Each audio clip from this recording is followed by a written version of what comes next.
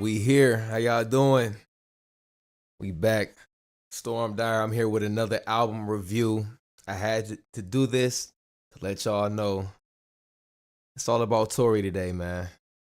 When it rain and storm podcast, album reviews, all of that. About to get into it. Make sure we live. Make sure we in there. Make sure we good. I miss y'all, man. It feels good to be back. All right, and we live officially. We here. Tory Lanez just dropped this album, PETERSON. And we're about to go into the depth about it. I love it. I fuck with it. It's a great album. But I'm gonna tell you what I like about the album. And we're gonna start off with the intro. The intro is like pretty much a compilation of the bloggers, podcasters, speaking on his guilty verdict. It's a bunch of different clips. You hear some shit from shout out to Ace Boy Pun, he on there. Charlemagne the God is on there. I think they got a clip from like Breakfast Club, just all the media coverage. Which I could see that coming. I got the energy from like Tupac, Me Against the World. If y'all remember that introduction, Pac kind of did the same thing. Which it was necessary, man, to see everything transpire with him being found guilty and getting 10 years for something I don't think he necessarily did. But we're gonna save that. We're gonna let Tory explain that situation. But yeah, we go into track 2, which is called Free Me. Free Me is one of my favorite songs off the album. You can hear the pain in his voice. He's like detailing what it's like being in prison, being in a prison cell, being alone, crying, being by himself. You know what I mean? You can definitely hear it on there. He going into depth about like being in prison. Like people who don't or never been to jail or prison can visualize what he's saying. Like being how cold it is, the temperature in the cell, things like that. That's like pretty much what he's addressing. Soup banger song, go fuck with it. Number 3, another banger. It goes into Sneeze Wrong, which is probably top 5 on this album. This is definitely one of my favorites on the album. It's in my top. Free Me, Sneeze Me, Sneeze Wrong, my bad, Free Me. And he speaks on the situation on that song is pretty much about somebody in there getting shanked. And the dude that got shanked is looking at Tory and he's like, don't want no parts of it. Like, leave me out the shit. I'm minding my own business. It's a banger, man. I give it a 10 out of 10, man. The song is crazy. And we go into track 4, which is White Lightning. And for those of y'all who don't know or is like uneducated with the street politics and prison politics, White Lightning is a concoction made from moldy old fruits like apples, oranges, cherries, pretty much any fruit that they can get their hands on in prison that come from them fruit trays. And everybody puts it together, put it in a bag or a bottle, and they seal it up.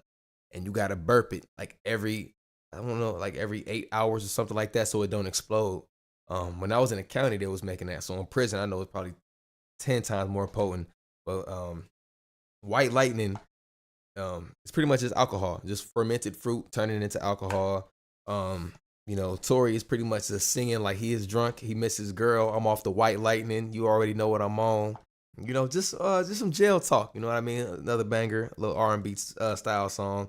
Then we go into track 5, which is another one of my favorites I like on this. Every time I hear it, I gotta play it all the way through. It's called Guide Me Through the Storm. The beat is hard. The wordplay is A1. The ending vocals, it kind of gave me like a Kanye, Donda, Jesus is King vibe. He got the like the strong gospel like vocals on there. And then you get a poem from his father speaking on the situation, which I felt like was a great transition for that song. It's beautifully put together. And the fact that he did this whole album from a phone, y'all have no excuses. That's all I gotta say, man. This is an amazing album. Track 6 is Nine Side and Amphis. Hopefully I'm saying the name right. But it's an R&B style track on here. Super fire. The second part is like a transition, which is followed up by a clip from Joe Budden podcast talking about, he want to get into the Tory Lanez situation, but he don't want to come off as messy, whatever the case may be. And they pop it off like that. So he put that little sample in there from the Joe Budden podcast. Excuse me, I'm thinking about the president, well, ex-president. But it's a banger though. I like it. It's a good track, good little transition to fill up that album space. You know what I mean? Number 7 is Mawa and Lunch Tray. Don't know what that means. So y'all let me know if y'all know what that means in the comments. Y'all drop it down. I don't know what that means. Mawa, whatever that is. But Lunch Tray, it starts off with a call from Max B. And if y'all know who Max B is, he's actually doing, I think, 70 years, if I'm not mistaken, or 30 some years, something real crazy like that. He used to run with Jim Jones and French Montana, that whole wave. And Max B is like on his way coming home, or whatever the case may be.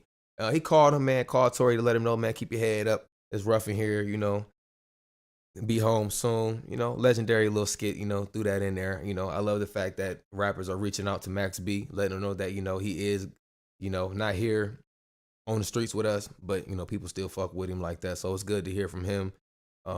Which is another banger on this album.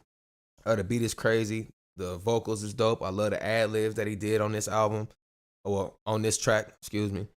Then we fall into track 8, which is Sailor Moon, which is another R&B vibe. You know what I mean? Another, like, it's pretty much like 2 songs in one. It's another beat that comes in the middle of the track. Transition, not bad at all. I fuck with it. Then we go into Verdict Day, Lawyer Fees, which is my absolute favorite song on this album. The sample is actually from Jay-Z from the Dynasty album, Where Have You Been? I don't know if y'all know that song, but that's where the sample came from. And on this song, he really goes into detail about the Meg situation and how he feel like, pretty much like Meg lied, my lawyer was working on your side too and playing both sides. So he goes into real detail about that situation, how he really feel. It's honestly a banger, man. The beat is incredible. His wordplay, it's amazing, man. So y'all make sure y'all check out that song, Verdict Day, Lawyer Fees, track 9, one of my favorite. Speaking on his shady lawyer, goes into detail. He's tearing their ass up, man. He's killing Megan on this one. Track 10 is a song called Lawyer Fees, which is another great transition from the previous song, because that was like another second segment of that part where he's got a voicemail from his lawyer, and she's talking about things just looking our way, have a good Thanksgiving, all that bullshit they tell you, before you get sent out. Before you get sent out of here. But it's an up-tempo beat, great vocals. It's like him singing. Another great song, great transition going into from track 9 to 10, which is a Verdict Day and Lawyer Fees, going into Lawyer Fees. Great transition. And we got track 11, Slipping and Falling. Great production. Tory bars is intact. Another gospel style vocals coming from the choir. It flows good. Then it's another guy transition. He's singing in it as well. I don't know who these people are that he got featured on this album. So I'm sorry if I'm leaving y'all out, but I don't know who y'all is. But I did hear and read some things online that they said that everybody that was featured on this album, rapping or singing or whatever the case may be, they're his family. He put his family on it. So if that is true, I do fuck with it. If y'all are artists, I don't know y'all, but I will definitely be looking into y'all music, man, because y'all blended well on this album. Now we're going into track 12, which is Charlie Rowe, Wishing Well. So it's 2 songs pretty much, and the majority of this album is like 2 songs. Like, you're pretty much getting like 40 songs in a way. Like, it's always, you always got to play it all the way through, because you never know when the beat gonna switch up and he start rapping or he start singing. So that's pretty much what that is. It's a few songs like that on here. I wasn't really a big fan of the first part, which is the Charlie Rowe. Wasn't a fan of it. But the Wishing Well, the second transition of the song, with the singing part is a banger. I like that transition. The first part, I was not a fan of. Um, then that goes into it falls into track 13, which is phone sex and FaceTime. And for all y'all niggas in jail or ever been in jail, that song is self-explanatory. I don't really need to explain that, but I'm going to because this is my job and this is what I have to do to let y'all know. Uh, you know, it's an R&B jail song, pretty much being horny behind them walls. Y'all already know the phone sex and the FaceTime, pretty much saying like, he got the phone, it's on D&D. I'm going to FaceTime you from the cell, whatever the case may be, and it's phone sex. But the sex is spelled like seconds. But, it's kind of a little genius, he did that, put that in there. I like that. It's a banger. I know the niggas in jail gonna love that track, man. They gonna send that to that girl behind the wall, man. Like, go listen to this. You already know how that go. Now we about halfway through the album. It's 20 songs, like I said, so we halfway. I didn't want to take a lot of y'all time up doing this. I want to keep it under 10, 15 minutes. I don't need to spend 30, 40 minutes on an album review. I think that is boring. So I'm just, I'm just running through it, man. Just giving y'all my take. Take it how y'all want. Y'all fuck with it. Let me know in the comments. Track 14 is TDF and LA County Jail. So it's like the X. When I say the and, it's like the X in it. You know what I mean? TDF, LA County Jail. Now, this is one of my favorites on this album as well. This is in my top 5 out of this whole thing. And pretty much on this song, he pretty much saying he's running all fades back to back. Soon as they pop my dough, whether anybody got a problem with me, we running all the fades right now. Let's get this out the way before I even get comfortable and sit on my bunk. Let's run these fades.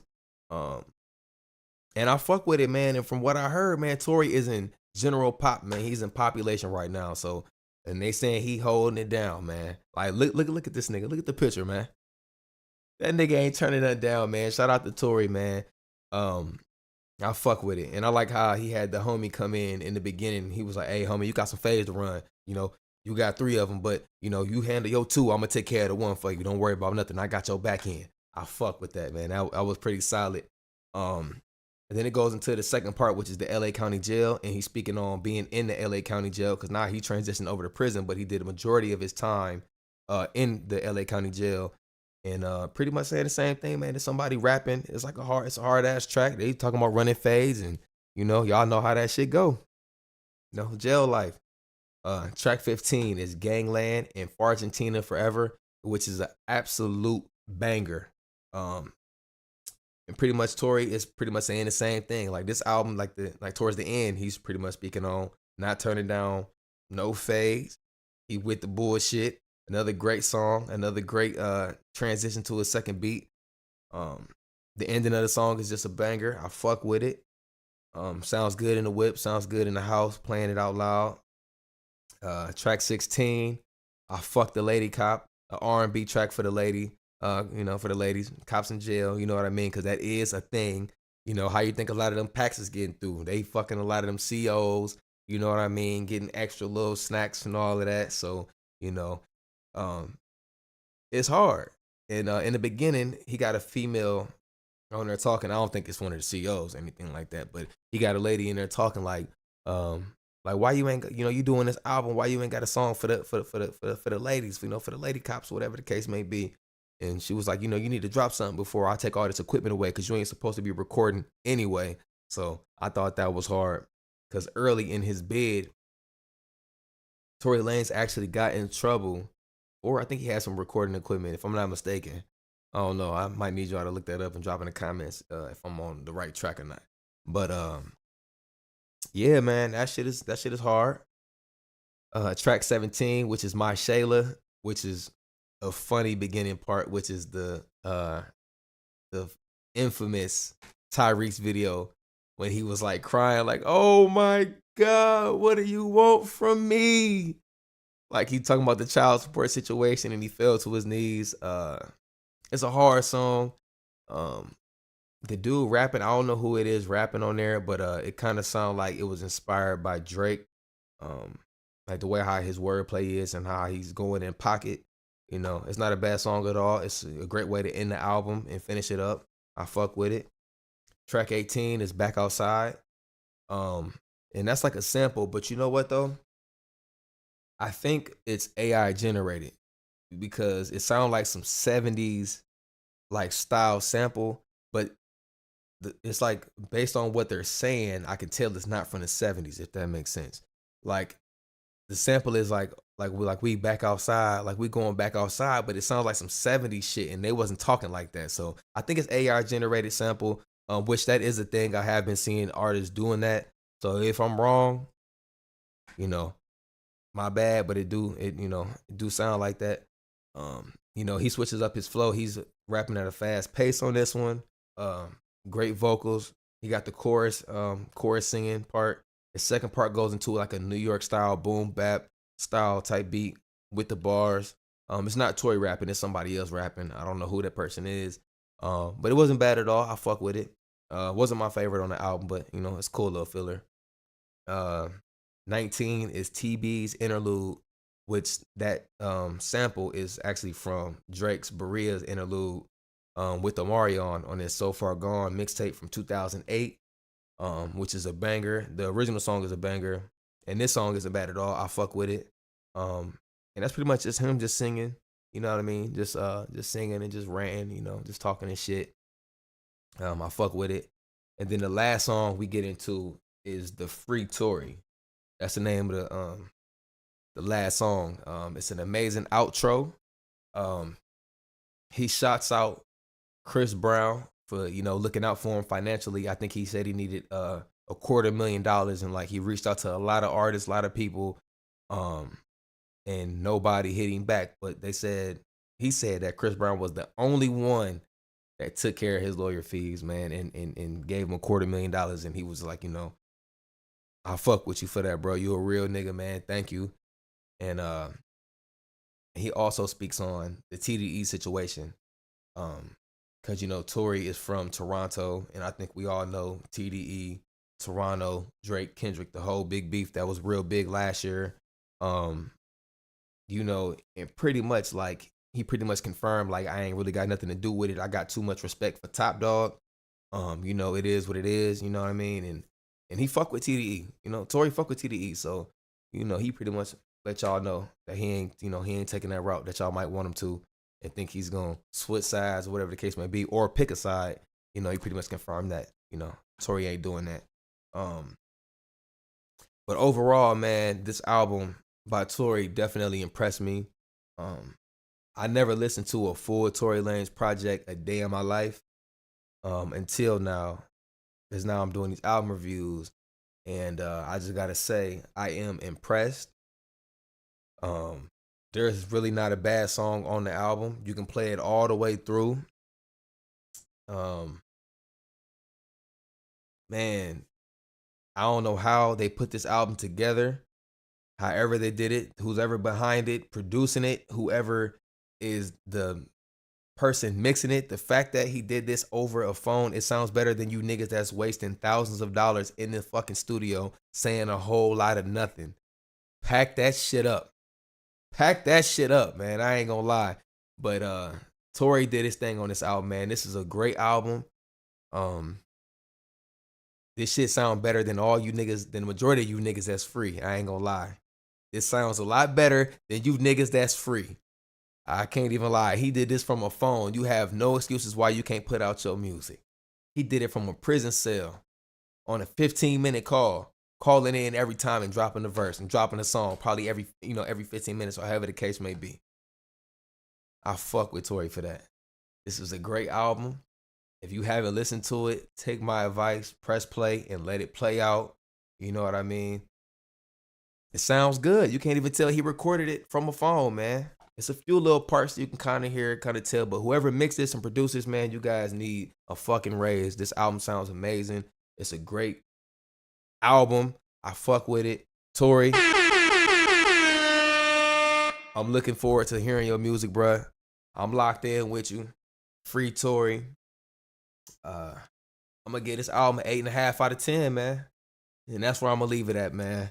When It Rain and Storm podcast, album review,